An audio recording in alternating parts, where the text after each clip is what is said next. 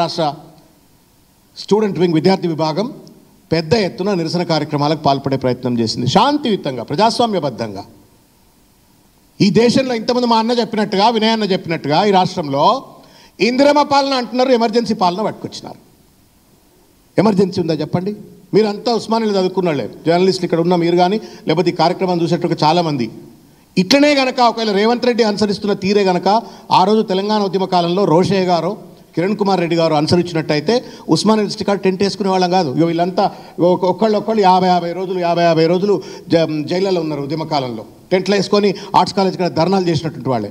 ఇవాళ దురదృష్టం ఏంటంటే గెల్లు శ్రీనివాస్ యాదవ్, కడారి స్వామి యాదవ్, ఇంకా చాలామంది విద్యార్థి నాయకులు వాళ్ళు ఏం చేసిండ్రు, దాదాపు ఒక 15 విద్యార్థి సంఘాలకు సంబంధించిన వాళ్ళు దే వాంటెడ్ టు డెమోక్రటిక్గా కూర్చొని ఆ జడ్జిమెంట్ క్యాప్, యూనివర్సిటీ కదా, మేధావులు కదా, చదువుకొని ఆ జడ్జిమెంట్ కాపీ చదువుకొని కొంత విద్యార్థులను చైతన్యపరిచి ప్రభుత్వం పైన ఒక ప్రజాస్వామ్యబద్ధమైనటువంటి ఒక ఒత్తిడి కలగజేయాలని చెప్పని మేము సమాలోచన చేస్తామంటే మొన్న ఆర్ట్స్ కాలేజ్కి పోకముందే ఎక్కడోళ్ళని అక్కడ అరెస్ట్ చేసేసి ఈ పోలీస్ స్టేషన్లో కొంతమందిని, ఆ పోలీస్ స్టేషన్లో కొంతమంది పెట్టినరు. ఇది ప్రజాస్వామ్య పాలన అవుతుందా? Is this democracy? ఏం రేవంత్ రెడ్డి ఏమన్నా గుర్తుందారా ఏమైనా తెలంగాణకు? భారత రాజ్యాంగం అమలు కాదు ఐడా? ఇది ఎక్కడ నిరంకుశత్వం? ఇది వాట్ నాన్ సెన్స్ హ్యాపెనింగ్? ఇట్లనే చేస్తామని చెప్పని అధికారంలోకి వచ్చిందా మీరు చెప్పండి. మేము చేసే తప్పు అయితే మమ్మల్ని ముక్కు నెలకు రాసి వెళ్ళిపోతాం మేము. Is it not our democratic right to demand for the implementation of the constitutional court judgement? అరే జడ్జిమెంట్ అమలు చేయమని అడగకూడదు అని అంటే ఇది ఎక్కడ రాజ్యం రాబా? ఇది నువ్వు హిట్లర్ రానాయా రేవంత్ రెడ్డి? నువ్వు ముస్సోలినివా? ఏం రాజ్యమే ఇది? మన్నట్లా చేసిండ్రు.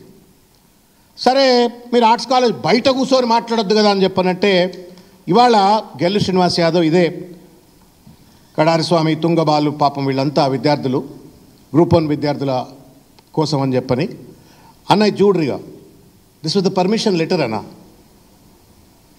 ఇది సుందరయ్య విజ్ఞాన కేంద్రం. గమ్మతేం చేసిండ్రు, తెలివి చేసిండ్రు. నిన్న ఇదే సోమాజిగూడ ప్రెస్ క్లబ్లో పత్రికా సమావేశాన్ని నిర్వహించాలా, రౌండ్ టేబుల్ లెక్క నిర్వహించాలా అని చెప్పని ముందు అనుకున్నారు వీళ్ళు. అదే టైంకు కాంగ్రెస్ పార్టీ ఒక పార్లమెంటు సభ్యుడు ఇంకా కొంతమంది అంతా కుట్రబన్ని ఏదో కౌంటర్ కథ అనేది పెట్టిండ్రాడ. మేము అనుకున్నాం, we don't want have confrontations, we want have a democratic dialogue, consultations. ఇది ప్రజలు చర్చ జరగాల.